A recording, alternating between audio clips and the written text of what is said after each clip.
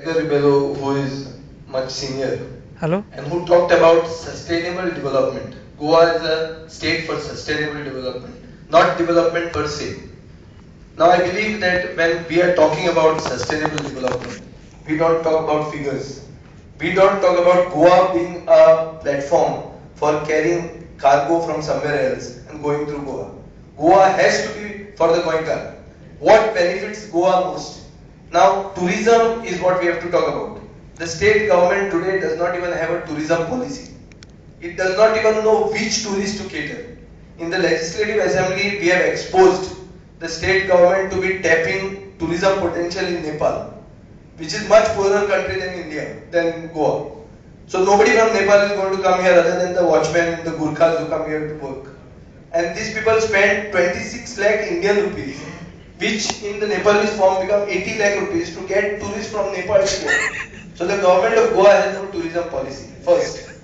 Number two, there is a huge haste in trying to start MOPA, when processes for MOPA have as yet not started. Mr. Edgar Ribeiro talked about one airport either being in MOPA or in Sindhudurg. I beg to differ on this, because the ex-civil aviation minister and the present MP from North Goa, who was with me for a program in the HCN, has said that Chippy in Sindhudurg will anyway come, whether MOPA comes or does not come.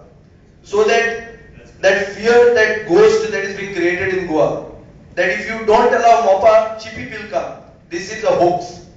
Secondly, the environment clearance aspect. The Chief Minister has lied that the environment clearance is on the way. The environment clearance process has not even started. The public hearings have not started. The public hearings in the case of Sindhudurg have been completed in 2010. The processes are over. There is no objection from the locals. Here there is huge objection from the locals. It is a PPP model that is being formulated. The state government's vision document has clearly said that 80% of the land has to be acquired by the private player. If 80% of the land is not acquired, then we will not go ahead with the land acquisition. Still, the state government has gone and tried to acquire 80 lakh square meters of Goan agricultural land, displacing a Goan farmer from MOPA. So, is the Goan farmer from MOPA not a Goan? Is he not a Goenka? You are talking only of Bednar Costa being a Goan. Where is the Goan farmer from MOPA?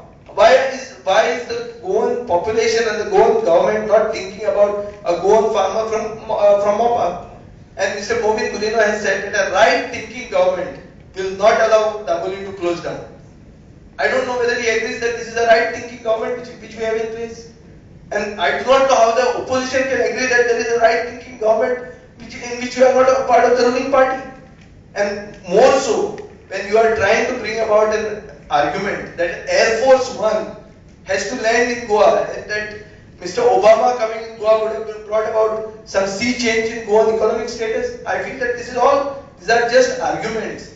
We have had experts like Mr. Kurama and Mr. Rao who have said that dual airport system, which ICAO has firmly said, is not viable. It is either commercially not viable and not feasible. I don't know which study says that this is feasible. On the floor of the House in the Assembly, I have demanded that a comprehensive airport development strategy, which ICAO asks for, should be decided.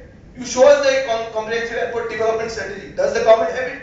Does the government have that in-depth study which ICAO calls for? Why is the government running away from an in-depth study? Why is the haste to try to go for the second best option? The ICAO very clearly says that the two airports is the second best option. What is the haste of the present government to run for this second best option? And just now Mangirish Raikar before has said there is a third player.